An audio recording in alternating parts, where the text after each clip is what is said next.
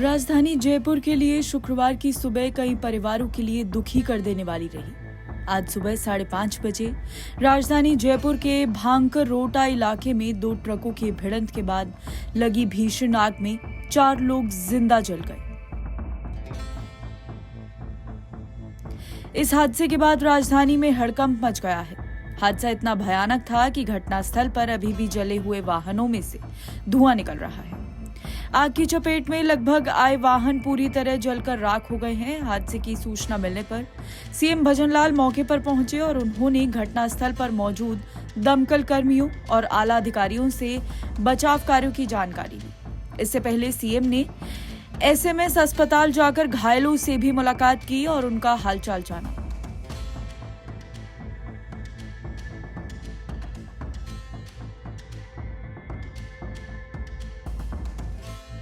CM ने हादसे में घायल और मृतक लोगों के लिए ईश्वर से प्रार्थना की। साथ ही उन्होंने परिजनों को इस दुख को सहने की हिम्मत देने की भी बात कही। उन्होंने आगे कहा कि ये बहुत ही दर्दनाक घटना है। उन्होंने मौके पर मौजूद अधिकारियों से हादसे की सारी जानकारी मांगी है और आग कब लगी, इसका क्या कारण था, कितने समय में आग पर काबू पाया गया, सभी की जानकारी मांगी। हॉस्पिटल जाकर के भी आया हूँ।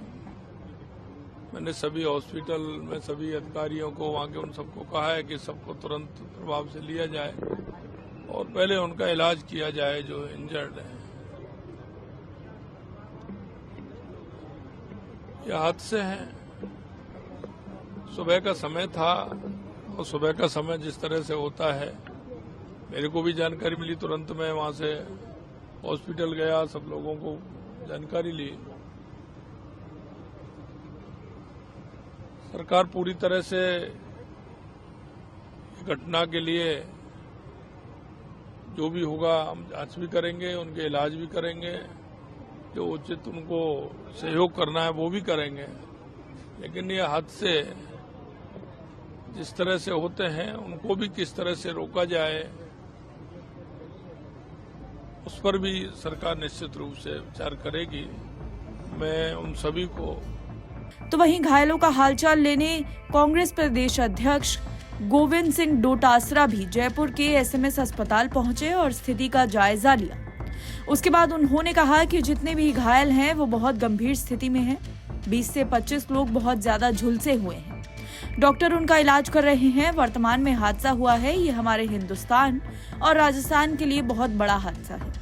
सरकार को कोई न कोई ठोस कार्रवाई करनी चाहिए कि भविष्य में इस तरह के हादसे ना हो। मिलके आए हैं तो पता चल रहा है कि किस प्रकार स्लीपर बस में सोए हुए व्यक्ति जगह नहीं, उससे पहले आग ने उनको अपने आगोश में ले लिया। और जितने भी घायल आए हैं, ईश्वर उनको स्वस्थ रखे, हम तो यही कामना करेंगे। लेकिन बहुत ही गंभीर स्थिति में है। 20-25 लोग बहुत ही ज्यादा आग से झुलसे हुए हैं। डॉक्टर उनका इलाज कर रहे हैं। प्रशासन और सरकार पूरी मुस्तैदी के साथ में इनके इलाज के लिए लगी हुई है। ऐसे हादसे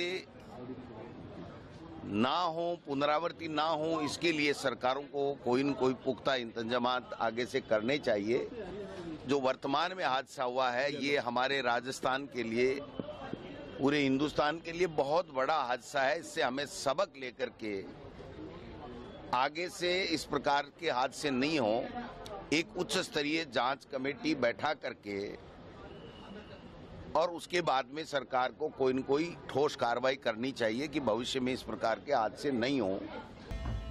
तो वहीं इस खौफनाक मंजर का राजस्थान के गृह राज्य मंत्री जवाहर सिंह बेदम और राजस्थान के उप मुख्यमंत्री प्रेमचंद बैरवा ने भी घटनास्थल का दौरा किया और जवाहर सिंह बेदम ने कहा कि टैंकर और ट्रक के बीच भिड़ंत हुई है। आग की लपटें इतनी तेज हुई कि अन्य वाहनों को भी उनसे अपनी चपेट में ले लिया।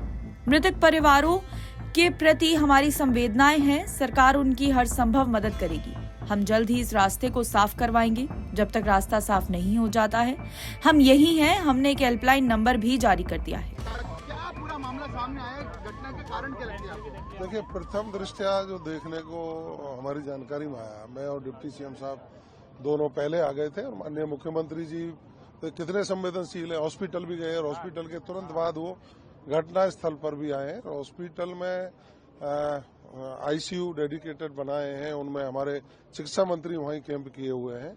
हमने जब आकर के देखा तो प्रथम दृष्टया लगता है कि ये जो टैंकर है इसमें और एक ट्रक में कोई भिड़ंत हुई है, ये मोड़ने के ऊपर या यू टर्न लेने के ऊपर, और भिड़ंत होने के बाद उसमें आग की चिंगारी निकली है। वो आग, चूंकि ये वाहन चलते हैं, सीएनजी का टैंकर है, और ये जो वाहन चलते हैं आपको पता है ये ओवरलोडेड रोड है, भारी संख्या में वाहन थे और उसको आग की लपटें इतनी तेज गई कि यहाँ और लोग जो वाहन खड़े थे या आ रहे थे उनको भी चपेट में लिया है।